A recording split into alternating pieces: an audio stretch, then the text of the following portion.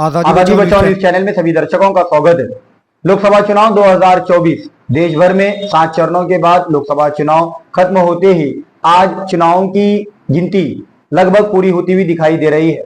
543 seat वाली लोकसभा, जहां पर 8,370 उम्मीदवारों ने जो है अपनी किस्मत आजमाई थी, जिसमें लगभग एनडीए को 289 सीट यहां पर मिलते भी दिखाई दे रहे हैं, तो इंडिया अलायंस को 234 सीट मिलने का अनुमान लगाया जा रहा है। कहा जा रहा है कि सोलापुर लोकसभा कॉन्स्टिट्यूंसी में यहां पर परिणीति शिंदे कांग्रेस की उम्मीदवार और बीजेपी के उम्मीदवार राम सातपुते के बीच कड़ी टक्कर देखने को मिल सकती थी, लेकिन यहां पर ऐसा कुछ नहीं हुआ। 27 राउंड में सिर्फ 3 ही राउंड ऐसे थे जहां पर राम सातपुते बीजेपी के उम्मीदवार 3 बार उन्होंने बढ़त बनाई थी, लेकिन बाकी के जितने भी राउंड हुए 24 राउंड में जो है परिणीति शिंदे आगे बनी रही, जिसके बलबूते पर उन्होंने 6,20,225 वोट अब तक प्राप्त किए और राम सातपुते ने 5,46,028 वोट अब तक प्राप्त किए हैं। बैलेट पेपर और पोस्टल पेपर की बात, पोस्टल वोट की अगर हम बात करेंगे तो यहां पर 3,025 वोटों की काउंटिंग अभी होना बाकी है, उसके साथ ही पूरे नतीजे साफ हो जाएंगे। बहरहाल यहां से परिणीति शिंदे ने जो है जीत हासिल की है। 2014 में मोदी लहर के कारण यहां पर कांग्रेस को हार का सामना करना पड़ा। 2019 में यहां पर फिर से कांग्रेस को जो है हार का सामना करना पड़ा, लेकिन इस बार कांटे की टक्कर परिणीति शिंदे की रहने की वजह से यहां पर जो है उन्होंने अपनी जीत बना ली है। बीजेपी की अगर हम बात करेंगे तो यहां पर जीतने के लिए तीसरी बार नया चेहरा देने के बाद उनके सामने कड़ी चुनौती थी कि तीसरा चेहरा क्या वो जीत दिला पाएगा। ये उनके सामने एक बड़ी चुनौती थी, जिसके लिए उन्होंने प्रधानमंत्री नरेंद्र मोदी, आदित्य योगीनाथ, नितिन गडकरी और तेलंगाना के एमएलए टी राजा सिंह को यहां पर लाकर जो है चुनावी सभा की, जिसके बलबूते पर वो जीतना चाहते थे, लेकिन वो जीत नहीं पाए। पूरे देश भर में अगर बीजेपी की बात करेंगे तो सबसे पहला बड़ा मुद्दा उनका जो रहा वो था राम मंदिर का। राम मंदिर पर वो वोट पाना चाहते थे, लेकिन जनता ने जो है इसे नकारा।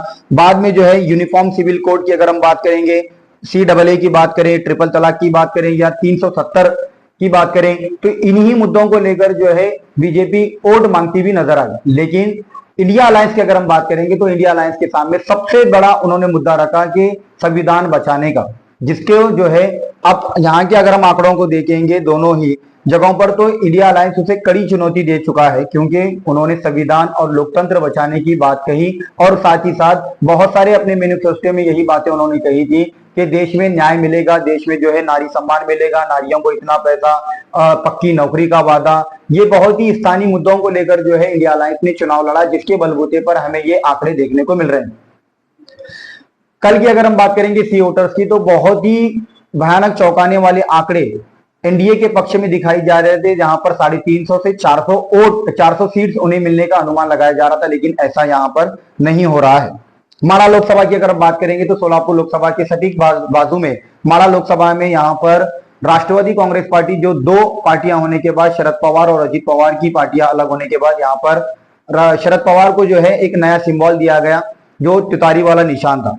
तो माड़ा लोकसभा सीट से जो है धैर्यशील मोहिते पाटिल, जिन्होंने 6,14,295 वोट लेकर जो है जीत हासिल की है, तो रंजीत सिंह नाइक निंबाड़कर जो बीजेपी के उम्मीदवार है उन्हें 4,94,828 वोट प्राप्त हुए हैं। यहां पर भी अभी पोस्टल और बैलेट पेपर के वोट दोनों मिलाकर काउंट करना है, लेकिन धैर्यशील मोहिते पाटिल यहां से जीत दर्ज कर चुके हैं।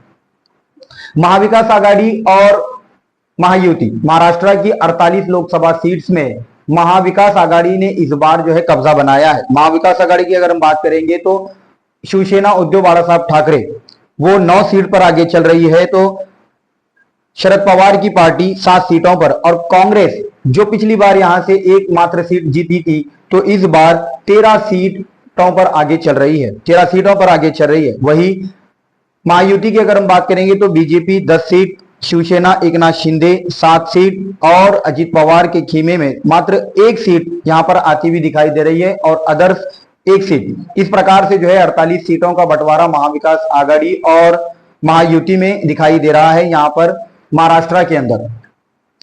देश भर की अगर हम बात करेंगे तो देश भर में बीजेपी एनडीए 89 सीट, यानी कि 290 का, यानी कि बहुमत का जो आंकड़ा है 272, वो पूरा पार करते हुए दिखाई दे रही है। और इंडिया अलायंस 234 और अदर्स 20 सीट। कहा यह जा रहा है कि इंडिया अलायंस में बिहार के नीतीश कुमार की बहुत ही अहम भूमिका यहां पर होने वाली है, क्योंकि अगर नीतीश कुमार ऐसे वक्त पर पलट जाते हैं जहां पर सरकार को साथ देना होगा, तो ऐसे समय में जो है एक नया रोल इंडिया में देखने को मिल सकता है, सत्ता में देखने को मिल सकता है, ऐसा अनुमान जताया जा रहा है। क्योंकि महाविकास आघाड़ी की अगर हम बात करेंगे तो यहाँ महाविकास आघाड़ी में शिवसेना और राष्ट्रवादी, इन दो पार्टियों को तोड़कर जो है यहाँ पर सत्ता बीजेपी ने बनाई थी।